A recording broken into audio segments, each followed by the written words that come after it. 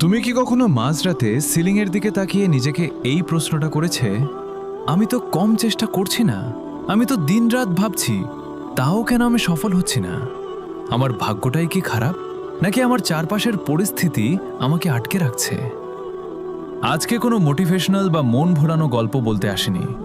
আজ একদম তিতা কিছু বাস্তব সত্য কথা বলবো, যা হয়তো তোমার শুনতে খারাপ লাগবে, কিন্তু এই কথাগুলো তোমার জানা খুব দরকার।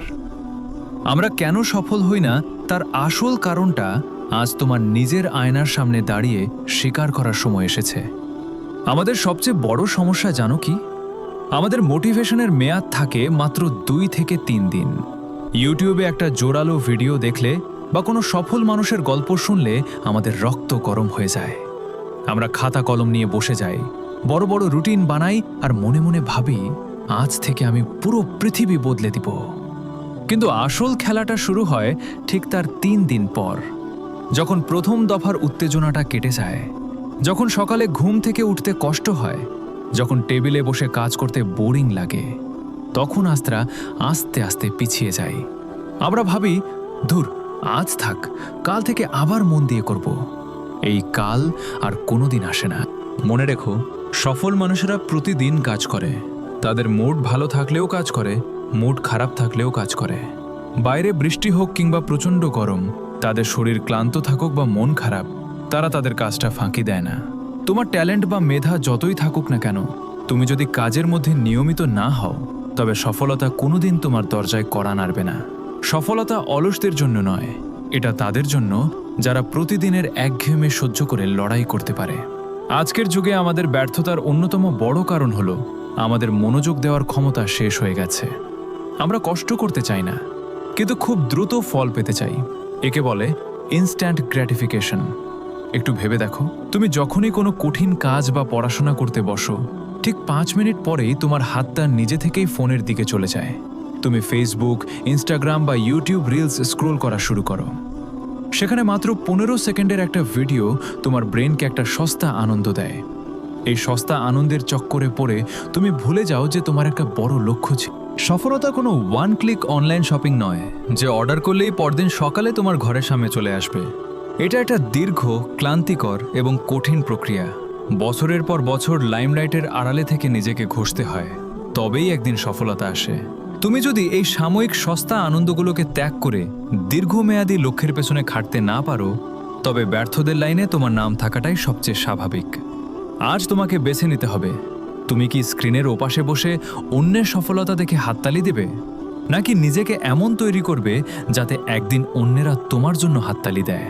তুমি যদি কাউকে জিজ্ঞেস করো তুমি জীবনে কি করতে চাও, সে হয়তো বলবে, আমি জীবনে অনেক বড় হতে চাই, অনেক টাকা কামাতে চাই, একটা গাড়ি কিনতে চাই। কিন্তু এটা কোনো প্ল্যান বা লক্ষ্য নয়, এটা একটা সাধারণ ইচ্ছা মাত্র। ইচ্ছা তো এই পৃথিবীর প্রত্যেকটা মানুষেরই আছে। রাস্তায় যে ভিক্ষা করছে সেও বড়লোক হওয়ার ইচ্ছা রাখে। সফল না হওয়ার অন্যতম প্রধান কারণ হলো আমাদের কাছে কোনো সুনির্দিষ্ট রোডম্যাপ বা নিখুঁত পরিকল্পনা নেই। তুমি আজ থেকে 1 বছর পর নিজেকে ঠিক কোথায় দেখতে চাও? 5 বছর পর তোমার অবস্থান কি হবে? আর সেই অবস্থানে পৌঁছানোর জন্য আজ এই মুহূর্তে তুমি কি করছো? যদি তোমার আজকের দিনটার কোনো সঠিক হিসাব তোমার কাছে না থাকে, তবে তোমার আগামী দিনের কোনো ভবিষ্যৎ নেই। লক্ষ্যকে ছোট ছোট ভাগে ভাগ করতে শেখো। আগামী 5 বছরের লক্ষ্য পূরণের জন্য এই মাসে তোমার কি করা উচিত, এই সপ্তাহে কি করা উচিত, এবং আজ সারা দিনে তোমার কোনো কাজটা শেষ করা দরকার, সেটার একটা লিখিত হিসাব তোমার কাছে থাকতে হবে। তা না হলে তুমি কেবল অন্ধের মতো এদিক ওদিক ছুটে বেড়াবে, কিন্তু গন্তব্যে পৌঁছাতে পারবে না। আমরা প্রায়ই একটা কথা ভুলে যাই, তুমি যেসব মানুষের সাথে ওঠা বসা করো, তোমার মানসিকতাও ঠিক তাদের মতোই তৈরি হবে। একটু খেয়াল করে দেখো তো, তোমার চারপাশে যারা আছে তারা সারাদিন কি নিয়ে কথা বলে? তারা কি নতুন কোনো আইডিয়া, ব্যবসা বা ক্যারিয়ার নিয়ে কথা বলে, নাকি তারা সারাদিন অন্যের গীবত, সমালোচনা, নতুন কোনো সিনেমা বা গেম নিয়ে ব্যস্ত থাকে? তুমি যদি এমন 5 জন মানুষের সাথে চলো যাদের জীবনের কোনো লক্ষ্য নেই, তবে 6 নম্বর লক্ষ্যহীন ব্যক্তিটি হবে তুমি নিজেই। আমরা সফল হতে পারি না কারণ আমরা আমাদের চারপাশে একটা নেতিবাচক দেয়াল তৈরি করে রাখি। এর পাশাপাশি আরেকটা বড় সমস্যা হলো আমরা লোকে কি বলবে তা নিয়ে খুব বেশি চিন্তা করি। তুমি যখনই নতুন কিছু করতে যাবে, চারপাশের 4 জন মানুষ এসে তোমাকে বলবে, এসব করে কোনো লাভ নেই, তোর দ্বারা এটা হবে না, তুই শুধু শুধু সময় নষ্ট করছিস। আর তুমিও তাদের কথা বিশ্বাস করে নিজের স্বপ্নকে মাঝপথে কবর দিয়ে দাও। মনে রেখো, যারা তোমাকে জ্ঞান দিচ্ছে তারা নিজেরা জীবনে কি করেছে।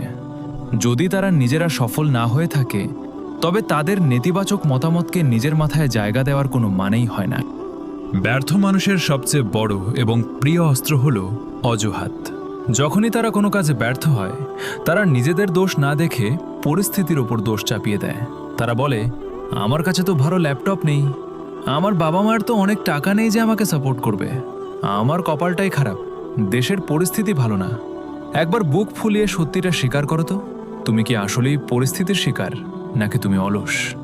আজ ইন্টারনেটের যুগে দাঁড়িয়ে আমার কাছে শেখার সুযোগ নেই বা টাকা নেই, এই অজুহাতগুলো একদম খাটে না।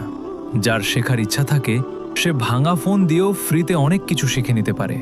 আর যার ইচ্ছা থাকে না, তাকে লাখ টাকার কম্পিউটার দিলেও সে সেটা দিয়ে শুধু গেম খেলবে আর মুভি দেখবে। পৃথিবীতে যারা সফল হয়েছে তাদের অনেকেরই শুরুটা তোমার চেয়ে অনেক খারাপ ছিল, কিন্তু তারা পরিস্থিতির কাছে মাথা নত করেনি।